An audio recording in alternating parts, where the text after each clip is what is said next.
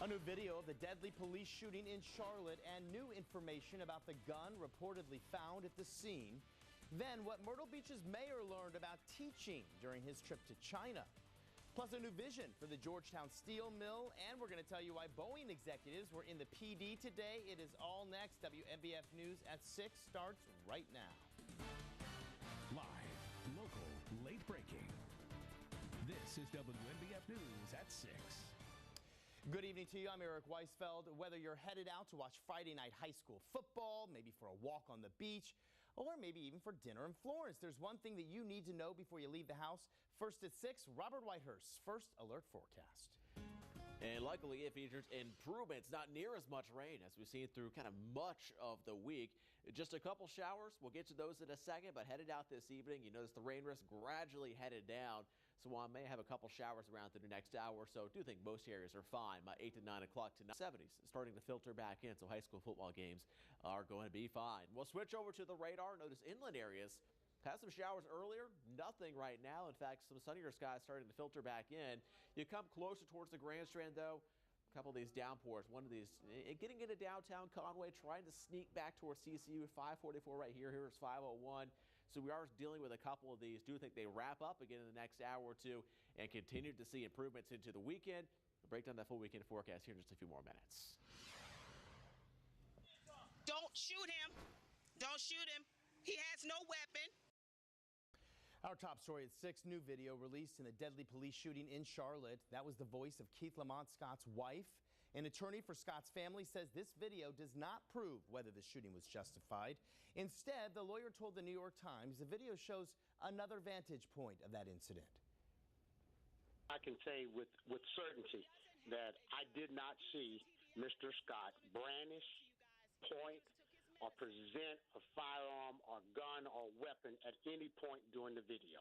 In fact, the video is even clear enough to see that his right hand, of which he's right hand dominant, is actually clear, and we're not sure what the left hand shows. But at this point, we don't believe that there was what they say it was.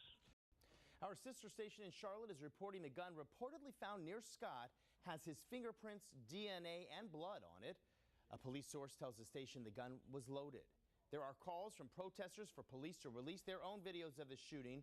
Police Chief Kerr Putney says there's at least one video from a body camera and one from a dashboard camera.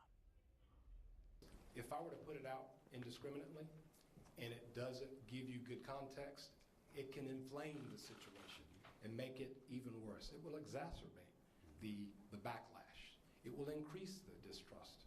So if I were putting it out on my time frame, you would not have a whole case though, and we would damage the very trust we're trying to build. So it's not that I want to hide anything, it's I want to be more thoughtful and deliberate in delivering the whole story.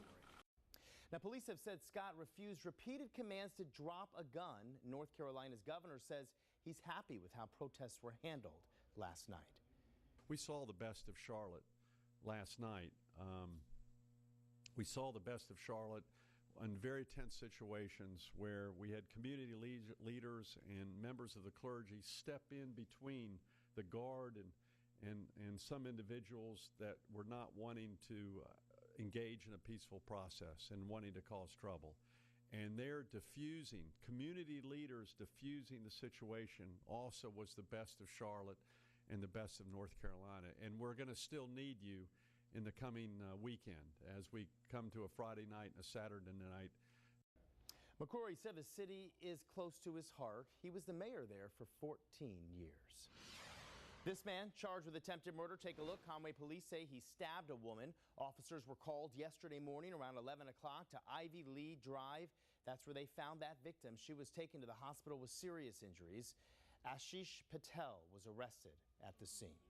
Myrtle Beach Mayor John Rhodes says he spent his most recent trip to China learning how to increase tourism to Myrtle Beach, eating his favorite Chinese meal, Peking duck, and even touring Chinese classrooms. Amy Littman spoke with him today about why his itinerary plans included education as well. Amy. Yes, Eric, Mayor Rhodes says that he is back from his own 9th trip to China. And while he doesn't plan to get on a plane to fly all the way over there again for a while, he hopes to give students the opportunity to go there themselves because he says Mandarin is so important to know in the business world now.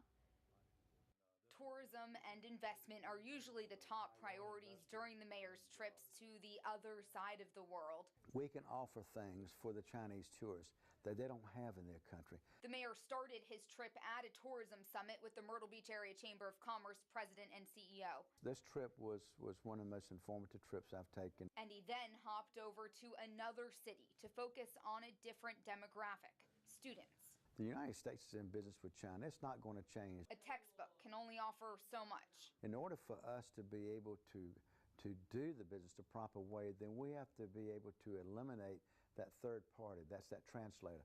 We have to teach our people how to speak Mandarin. So Mayor Rhodes spent time with the Chinese Secretary General of Education, who was here in Myrtle Beach just weeks before. He is very well respected. Rhodes says he toured a preschool, middle school, and high school. It's a socialist government, which makes it totally different. But they go back and they have things that we used to have in the old day, and that is the respect of the teacher and the discipline in the schools, which is something that we now miss in the United States. He wants to give American students a chance to experience another world as our own economic worlds get closer. Anytime you have a translator, there's always something that's going to get lost in the conversation. And as long as you can prevent that, then you're able to make deals with each other that's more understandable and more factual. So the mayor says students would have to pay for their own plane tickets, but then the housing, food, and education would be covered once they get to China for a 2 or 3 week stay. The Chamber of Commerce paid for the mayor's trip with private donations. Live in the studio, Amy Littman, WMBF News. Myrtle Beach's Five Points area is in the middle of an overhaul. Now local leaders are working to protect the improvements they're making with security cameras. They believe those cameras will prevent both crime and litter issues. They also don't want people sleeping in the park or getting in the fountain. Those improvements will be on full display during this weekend's Plaza City Market. By the way, it's from 9 to 4 tomorrow. A store manager tells WMBF News the Piggly Wiggly location at the Market Common is closing. A representative with the Market Common says that store has an ongoing lease and it's not under renewal. The Piggly Wiggly manager said the lease is up at the end of next month. Today, the Grand Strand Area Transportation Study gave an update on road work around our area. The 3rd Avenue South widening project is set to wrap up by the end of the month. That project added a 3rd middle lane, bike lanes, and sidewalks. What the group calls preliminary engineering is underway on the 501 southbound widening project, and that's from Highway 31 to Gardner-Lacey Road. The southbound side will go from 2 to 3 lanes. Crews are getting ready to shift northbound Highway 17 traffic onto ramps at Glens Bay Road. That will happen next month. The southbound lanes have already shifted. When work is done there, Glens Bay Road will be a lane wider. There will be sidewalks from the bypass to Kings Highway, and there will be an interchange at the bypass. The former chief executive officer of Essex Holdings, a company that promised to bring jobs to Marion County, is facing 2 fraud charges totaling more than $30 million. The company was a part of a WMBF News investigation in July of 2015. Navin Xavier is charged in connection with a scheme that involved nearly one investor who purchased interests in sugar transportation and iron ore mining in Chile. That's according to a release from the U.S. Justice Department. Well, he's also accused of unlawfully getting economic development money from the state of South Carolina. In 2013, Essex Holdings was part of the biggest job announcement ever for Marion County. It promised to bring 215 new jobs and a $54 million investment into that county. The recommendations are in, and now it is on the city of Georgetown to act. The idea is to revamp the site of the steel mill and what it takes to bring real change. That's next on WMBF News at 6. The Urban Land Institute has wrapped up its week in Georgetown. This morning, a panel showed its vision for how to change the ArcelorMittal steel mill site into an area that adds jobs and boosts the economy.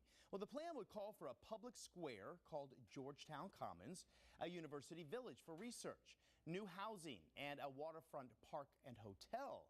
More than 800 people shared ideas for the redevelopment that could take years to come to life. With the panel's work here in Georgetown complete now, the group will now head to places like Dallas, Texas, and McKees Rocks, that's in Pennsylvania. In fact, we can tell you that since the start of 2015, the Urban Land Institute has laid out plans for 22 different sites across the country. It is then up to all of these places to now make changes that benefit the people who actually live there. Well, we wanted to find out what really happens after ULI leaves, so here's what we did. We got in touch with city planners in Manhattan Beach, California. A ULI panel visited in January of 2015, and while the issues there aren't exactly the same as what Georgetown faces, the city was looking for ways to improve quality of life for locals. Planning manager Lori Jester called the ULI presentation incredibly dynamic. She says the city got a follow-up report 1 month later, then got to work creating a downtown-specific plan.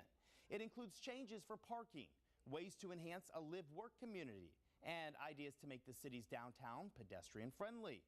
These potential changes came from a series of 4 follow-up workshops with the community, along with the help of a hired consultant, in-person surveys, and what Jester called Open City Hall, an online forum to ask the community open-ended questions. The plan could get final approval at the end of the year, nearly 2 years after the ULI visit.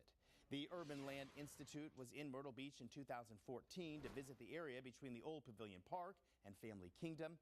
Today, we caught up with David Seebach, the executive director of the Downtown Redevelopment Corporation. He says ULI turned into a catalyst to identify public and private opportunities in the area, and we are seeing the fruits of that visit with a new hotel in that space.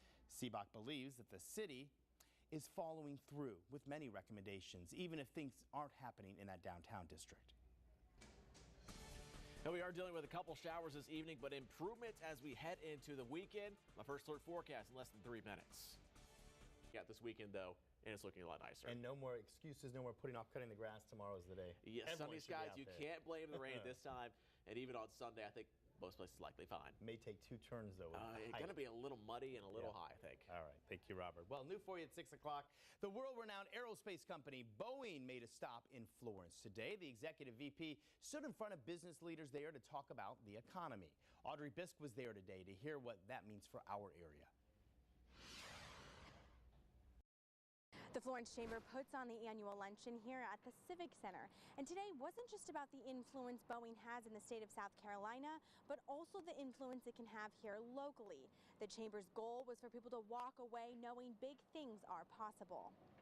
The aerospace industry has a $19 billion annual economic impact on the state of South Carolina. Judge Luttig, executive vice president of Boeing, left a strong impact with those kind of numbers to a room full of more than 500 business leaders and companies in the PD.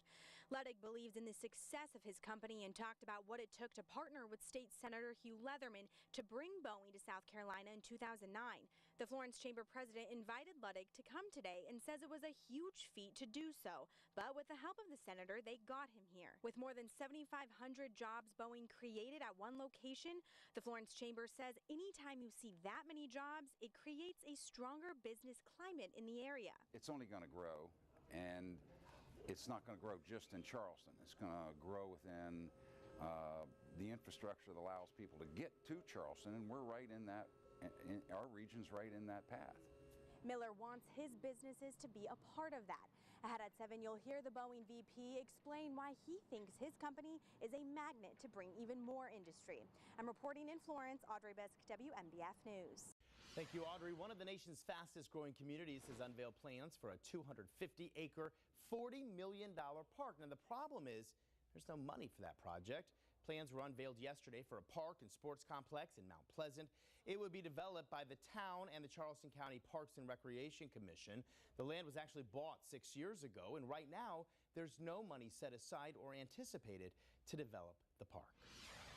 Greenville Zoo has a new resident this evening, a 7-year-old male giraffe named Miles. Take a live look at the giraffe barn. The zoo announcing Miles arrived this week from the Houston Zoo. Greenville Zoo officials hope that he will breed with Autumn, a female giraffe who gave birth in 2012 and again earlier this year. Autumn's old mate was moved to the Turtleback Zoo in West Orange, New Jersey. Miles' move was recommended by the Giraffe Species Survival Program. Tonight, the Champion Autism Network will be featured on NBC Nightly News right after WMBF News at 6. This story supposed to air last night, but coverage of the Charlotte protests push that back. High school football